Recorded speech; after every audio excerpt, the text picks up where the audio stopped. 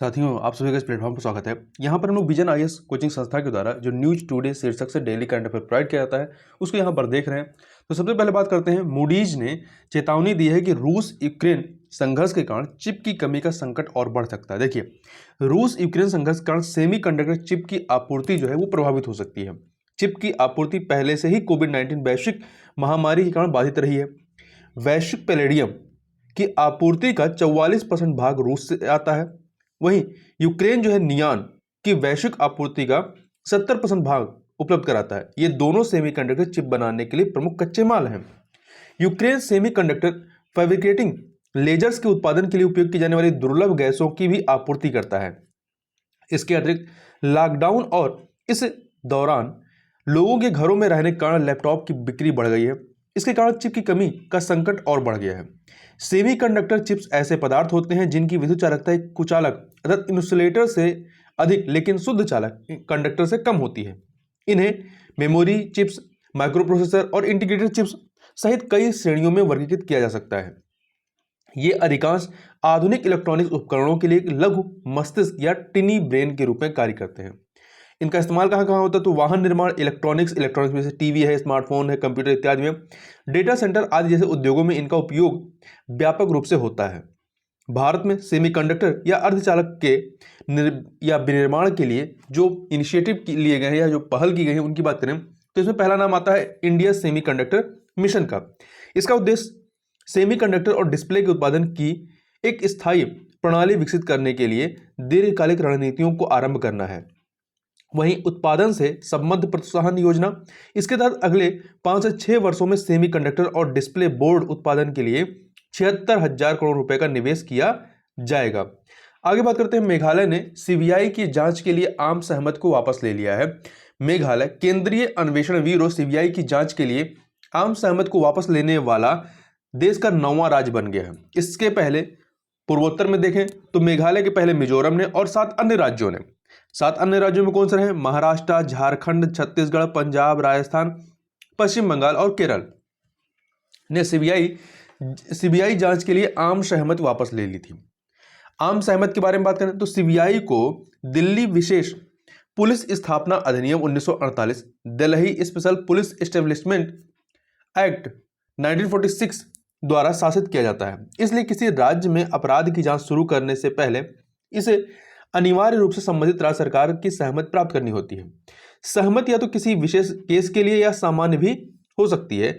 आम सहमति आमतौर पर राज्यों द्वारा अपने राज्य में केंद्र सरकार के कर्मचारियों के विरुद्ध भ्रष्टाचार के मामलों की बाधा रहित जांच में सीबीआई की मदद करने के लिए की जाती है या दी जाती है। आम सहमति वापस लेने का क्या अर्थ है? इसका आशय है कि सीबीआई अब राज्य सरकार की सहमति के बिना राज्य में केंद्र सरकार के अधिकारियों या राज्य में किसी निजी व्यक्ति से संबंधित कोई नया मामला दर्ज नहीं कर पाएगी। हालांकि उच्चतम न्यायालय और उच्च न्यायालयों द्वारा सीबीआई को राज्य की सहमति के बिना देश में कहीं भी इस तरह के अपराध की जांच करने का आदेश दिया जा सकता है, सुप्रीम कोर्ट और हाई कोर्ट के द्वारा। सीबीआई के बारे में बात करें तो यह भ्रष्टाचारों और बड़े अपराधों की जांच के लिए केंद्र सरकार की प्रमुख जांच एजेंसी है। यह कोई कानूनी निकाय नहीं है। यह डीपीएससी अधिनियम अर्थात Delhi special police establishment act 1946 से अपनी शक्तियां प्राप्त करता है। यह क्रमिक लोक शिकायत और पेंशन मंत्रालय के अधीन कार्य करता है, न कि गृह मंत्रालय के। तो इसको याद रखिएगा। आगे चलते हैं हम लोग, आगे बात करते हैं countering America's adversaries through sanctions act यानी कास्टा। ये क्या है और फिर से सुर्खियों में क्यों है? देखिए, संयुक्त राज्य अमेरिका ने वर्ष 2017 में कास्टा कानून बनाया। यह कानून ईरान, उत्तर कोरिया और रूस को लक्षित करने के लिए बनाया गया था। साथ ही इस कानून को उन देशों के साथ व्यापारिक, इन देशों मतलब ये जो 3 देश हैं, इन देशों के साथ व्यापारिक लेन देन करने वाले किसी भी देश या निकाय के विरुद्ध भी लागू किया जा सकता है।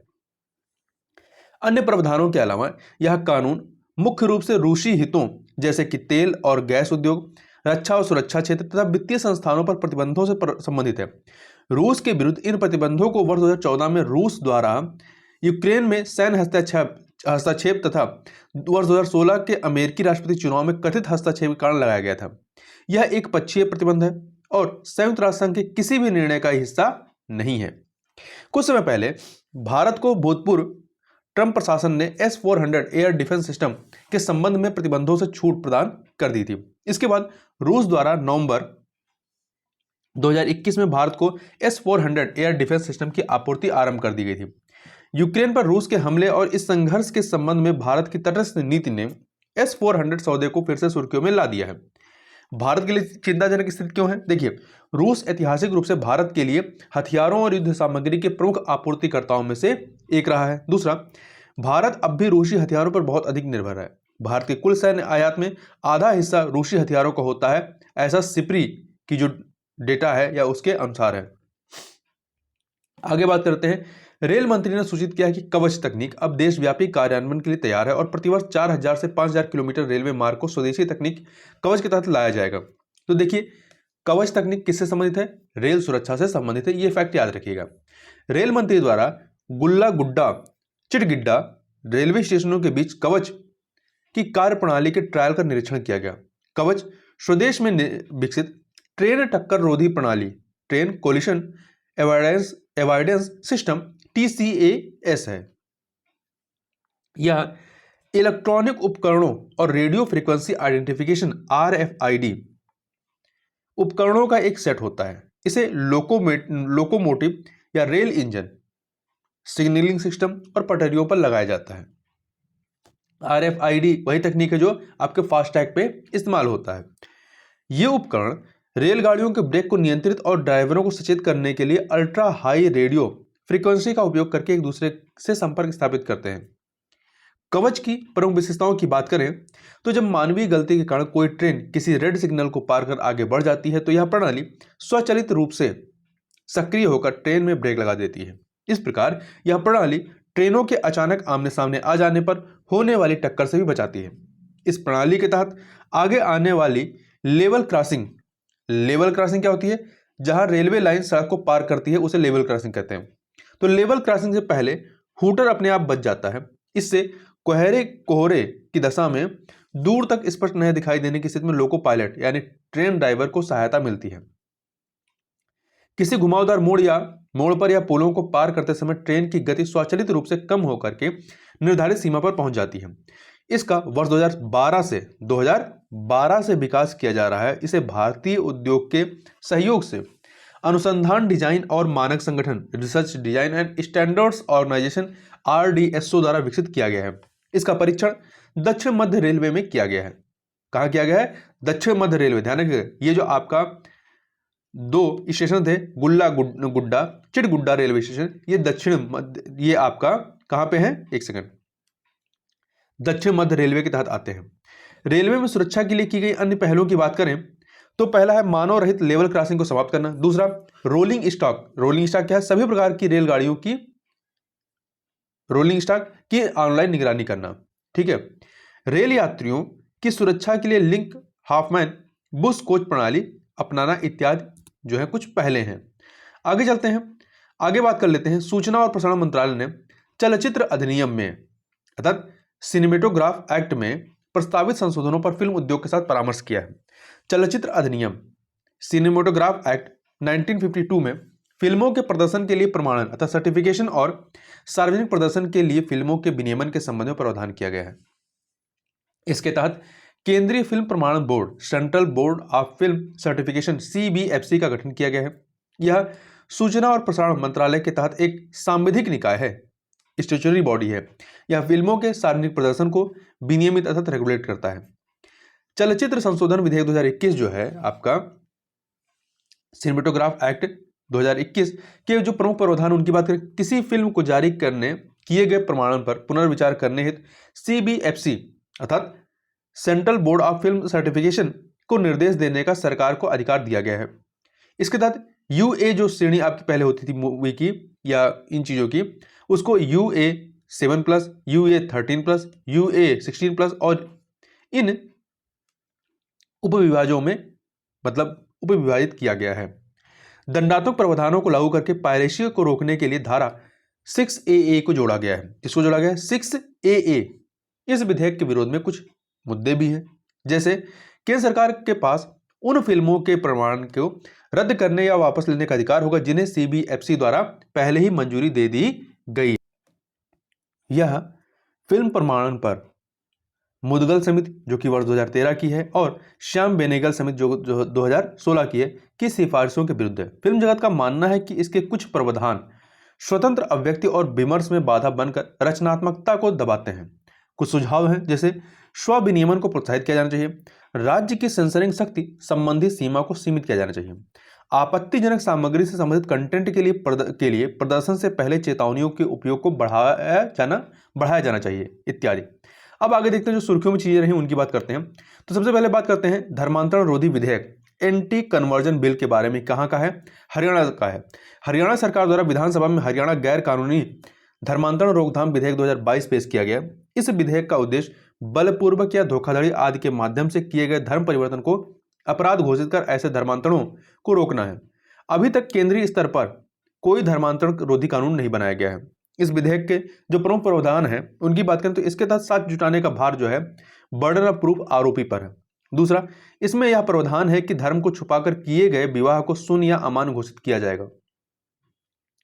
रेव स्टेनिस लाश बनाम मध्य प्रदेश राज्य 1977 का है। मामले में सुप्रीम कोर्ट ने मध्य प्रदेश और उड़ीसा के धर्मांतरण रोधी कानूनों को बरकरार रखा था। सुप्रीम कोर्ट ने यह स्पष्ट किया है कि भारतीय संविधान के अनुच्छेद 25 में धर्मांतरण का अधिकार शामिल नहीं है। आगे चलते हैं, बात करते हैं मेघालय असम सीमा विवाद की। देखिए, मेघालय के राज्यपाल ने कहा है कि जल्द ही 6 क्षेत्रों में असम के साथ मेघालय के सीमा विवादों को सुलझा लिया जाएगा। इन 6 क्षेत्रों में ताराबारी, गिजांग, हाहिम, बोकलापारा, खानापारा और पिलंगकाटा और राताचेरा शामिल हैं। यह विवाद वर्ष 1972 में शुरू हुआ था जब मेघालय का गठन असम को विभाजित करके किया गया था। यह विवाद असम से एक अलग राज्य के रूप में मेघालय के गठन के समय किए गए समझौते में सीमाओं के सीमांकन को लेकर अलग अलग व्याख्या के कारण उत्पन्न हुआ। दोनों राज्यों की सीमाओं पर कुल 12 क्षेत्र ऐसे जहां पर जिसको लेकर विवाद है। दोनों राज्यों ने इस संबंध में एक समझौता ज्ञापन पर हस्ताक्षर किए हैं। इसे अग्रिम जांच के लिए गृह मंत्रालय को भेज दिया गया है। आगे चलते हैं, आगे बात करते हैं खेरसान यूक्रेन के बारे में। तो ये खेरसान जो है यूक्रेन का एक शहर है। रूसी सेना ने काला सागर में मिलने वाली नीपर नदी के किनारे स्थित खेरासान शहर पर अपना नियंत्रण स्थापित कर लिया है। आप यहाँ पे ये खेरासान दिखाया गया, यहीं पे आपका नीपर नदी है जो कि ब्लैक सी में जाकर गिरती है। यहाँ पे आपका एजोब सी है, ये ब्लैक सी यहाँ पे गिरती है। देखिए इसका महत्व क्या है। यह एक महत्वपूर्ण बंदरगाह शहर है और यह भूमध्य सागर को एक महत्वपूर्ण आर्थिक व्यापार मार्ग प्रदान करता है। काला सागर दक्षिण में उत्पन्न होने वाली किसी भी खतरे से निपटने के लिए एक सुरक्षा बफर क्षेत्र के रूप में कार्य करता है। यहाँ खेरसान शिपयार्ड स्थित है। यह स्थान विभिन्न प्रकार के जहाजों जैसे कि व्यापारी जहाज, टैंकर, कंटेनर जहाज आदि के निर्माण के लिए विख्यात है। आगे चलते हैं प्रोजेक्ट आर्या के बारे में। कृषि में युवाओं को आकर्षित करना और बनाए रखना। Project Arya attracting and retaining youth in agriculture. देखिए, भारतीय कृषि अनुसंधान परिषद द्वारा प्रोजेक्ट आर्या की शुरुआत की गई है। इसका लक्ष्य देश के कृषि विकास में ग्रामीण युवाओं के महत्व को मान्यता देना है। इसका मुख्य उद्देश्य चयनित जिलों के ग्रामीण क्षेत्रों में युवाओं को विभिन्न कृषि और कृषि से जुड़े तथा सेवा क्षेत्र के उद्यमों को अपनाने के लिए आकर्षित करना, उन्हें सशक्त बनाना है। इससे उन्हें स्थायी आय और लाभकारी रोजगार प्राप्त होगा। इसका कार्यान्वयन कृषि विज्ञान केंद्रों के माध्यम से किया जा रहा है। देखिए, अलग अलग कृषि विश्वविद्यालय और ICAR संस्थान इसके प्रौद्योगिकी भागीदार के रूप में कार्य करते हैं। अर्थात ICAR भारतीय कृषि अनुसंधान परिषद। भारतीय कृषि अनुसंधान परिषद जो है यह कृषि एवं किसान कल्याण मंत्रालय के तहत एक स्वायत्त संगठन है। आगे बात करते हैं भवन निर्माण पर्यावरण प्रबंधन विनियम 2022 का मसौदा अधिसूचना जारी की गई है। देखिए, यह अधिसूचना पर्यावरण संरक्षण अधिनियम 1986 के तहत पर्यावरण, वन और जलवायु मंत्रालय द्वारा जारी की गई है। इसकी मुख्य विशेषताओं की बात करें तो इसके तहत निर्माण स्थलों के भीतर प्रत्येक 80 वर्ग मीटर भूमि पर कम से कम एक पेड़ लगाना आवश्यक है और यह प्रत्येक भूखंड के लिए 10% हरित आवरण सुनिश्चित करेगा। और यह विनियम 5000 वर्ग मीटर या उससे अधिक के निर्मित क्षेत्र पर लागू होगा। निर्माण स्थल पर वर्षा जल संचयन अर्थात रेन वाटर हार्वेस्टिंग या भूजल पुनर्भरण प्रणाली का निर्माण भी अनिवार्य होगा। आर्द्र भूमि और जल निकायों पर किसी भी निर्माण कार्य को अनुमति प्रदान नहीं की जाएगी। इसमें कुछ परियोजनाओं के लिए ऑन साइट ठोस अपशिष्ट प्रबंधन का प्रावधान किया गया है। आगे बात करते हैं केंद्रीय सशस्त्र पुलिस बलों के लिए आधुनिकीकरण योजना 4 modernisation plan 4 for central arm police force. तो देखिए गृह मंत्रालय ने सेंट्रल आर्म्ड पुलिस फोर्स के लिए आधुनिकीकरण योजना 4 को स्वीकृति प्रदान कर दी है। यह योजना वर्ष 2022 से वर्ष 2026 तक लागू हो जाएगी। 2022 से 2026 यह इस योजना का चौथा संस्करण है। इस योजना के तहत सेंट्रल आर्म्ड पुलिस फोर्स की विभिन्न क्षेत्रों में तैनाती को ध्यान में रखते हुए उन्हें उनकी परिचालन आवश्यकता के अनुसार अत्याधुनिक हथियार और उपकरण उपलब्ध कराए जाएंगे। इसके अलावा उन्हें उन्नत IT समाधान भी प्रदान किए जाएंगे। इस योजना के कार्यान्वयन में से सेंट्रल आर्म्ड पुलिस फोर्स की समग्र परिचालन दक्षता और तत्परता में सुधार होगा।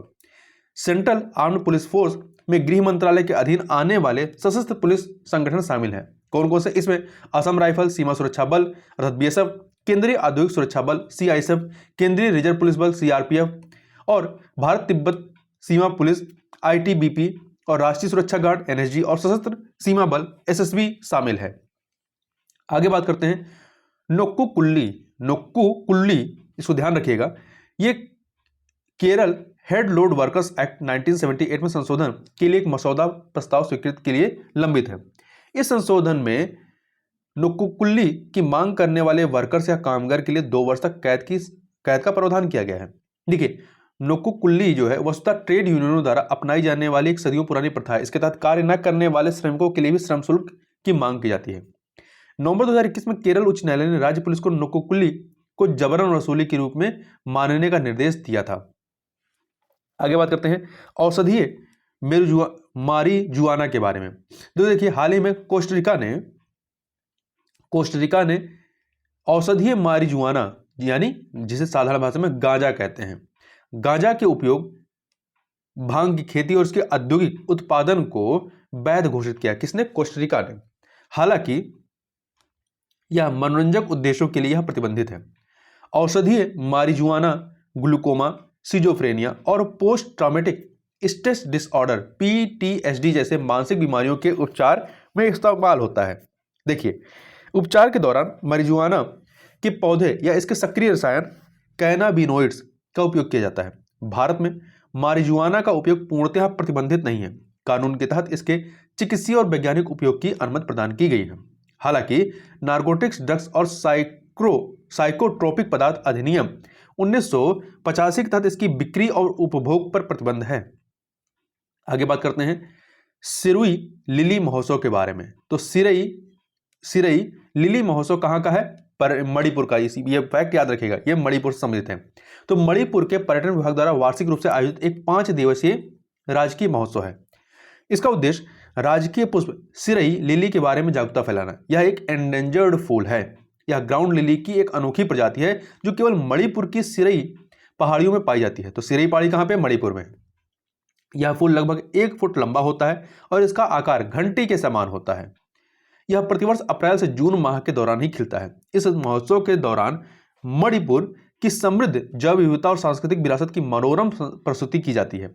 साथ ही यह इस क्षेत्र में रहने वाली तांगखुल नागा जनजाति के बारे में और अधिक जानने का अवसर प्रदान करता है। ध्यान रखिएगा, तांगखुल नागा जनजाति कहाँ पे रहती है? मणिपुर में। तो इस वीडियो में बस इतना ही। मिलते हैं नेक्स्ट वीडियो में, तब तक के लिए बहुत बहुत धन्यवाद।